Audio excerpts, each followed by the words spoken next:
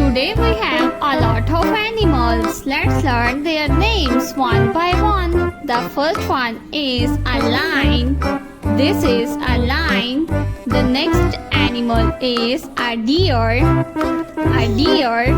The next animal is a horse. This is a horse. The next one is a camel. This is a camel.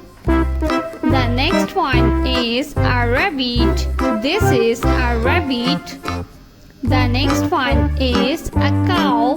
This is a cow. The next one is elephant. This is elephant. The next one is a dog. This is a dog. The next one is a tiger. This is a dog.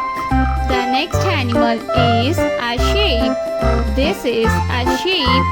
The next one is a duck. The next one is giraffe. This is giraffe. A cat.